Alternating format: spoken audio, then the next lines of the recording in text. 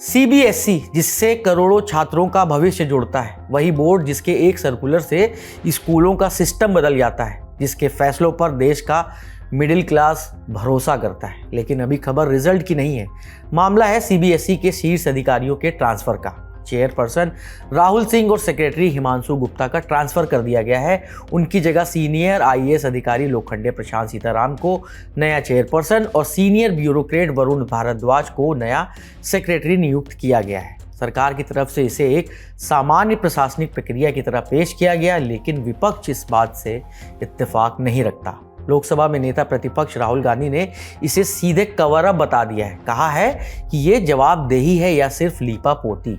राहुल गांधी का आरोप है कि अधिकारियों पर कार्रवाई हुई, लेकिन शिक्षा मंत्री धर्मेंद्र प्रधान को बचा लिया गया। अब राहुल ने धर्मेंद्र प्रधान को बर्खास्त कर स्वतंत्र न्यायिक जांच कराने की मांग की है। हमारे देश की राजनीति में अक्सर ऐसा होता है, जब कोई प्रशासनिक बदलाव होता है तो दो नैरेटिव पैदा होते हैं। पहला कहता है कि सिस्टम चलाना सरकार का काम है, पोस्टिंग, ट्रांसफर, नियुक्तियां ये नियमित प्रशासनिक प्रक्रियाएं हैं, हर बदलाव के पीछे साजिश ढूंढना जरूरी नहीं। दूसरा नैरेटिव कहता है कि अगर बदलाव किसी विवाद के ठीक बाद हो, अगर सवाल पहले से हवा में हो, तो लोगों को जवाब चाहिए। और इसी टकराव के बीच सीबीएसई का ये मामला खड़ा है। वैसे भी राजनीति में टाइमिंग बहुत मायने रखती है। फिलवक्त सीबीएसई विवादों से घिरा है। ऐसे समय में सीबीएसई में हुए फेरबदल को कांग्रेस अध्यक्ष मल्लिकार्जुन खड़गे दिखावा करार दे रहे हैं। खड़गे ने एक्स पर पोस्ट कर कहा है कि मोदी जी को तुरंत धर्मेंद्र प्रधान को निकाल देना चाहिए। बिग ब्रेकिंग, ये लीपापोती नहीं है, असली खबर ये है कि इन सब के बावजूद प्रधान का पद पर बने रहना।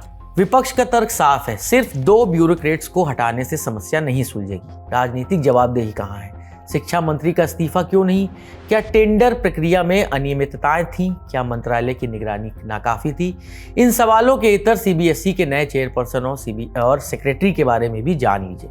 लोखंडे प्रशांत सीताराम 2001 बैच के एजीएमयूटी यानी अरुणाचल प्रदेश, गोवा, मिजोरम और केंद्र शासित प्रदेश कैडर के सीनियर आईएएस अधिकारी हैं।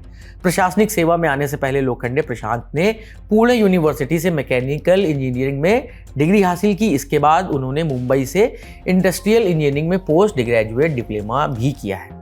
सीबीएसई का चेयरमैन बनने से पहले लोखंडे प्रशांत सीताराम देश के गृह मंत्रालय में एडिशनल सेक्रेटरी के पद पर तैनात थे। इससे पहले उन्होंने अलग अलग विभागों में संयुक्त सचिव, निदेशक, उप सचिव, निधि सचिव, उपायुक्त और सचिव जैसी भूमिकाएं निभाई हैं।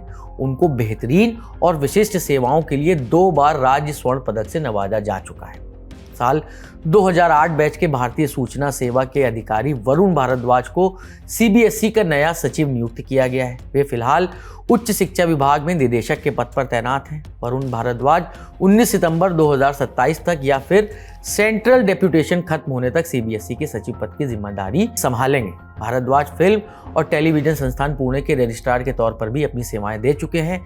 इसके अलावा चुनाव आयोग में उन्होंने जागरूकता पर्यवेक्षक के तौर पर भी काम किया है। लेकिन कहानी सिर्फ यहाँ खत्म नहीं होती, क्योंकि पुराने अधिकारी गए हैं, नए आ गए हैं। लेकिन असली सवाल अभी भी वही है कि नए अधिकारियों के सामने परीक्षा क्या होगी। नए चेयरपर्सन और नए सेक्रेटरी के लिए ये सिर्फ नई पोस्टिंग नहीं है, ये सीधे देश के सबसे बड़े स्कूल बोर्ड की कमान संभालने जैसा काम है।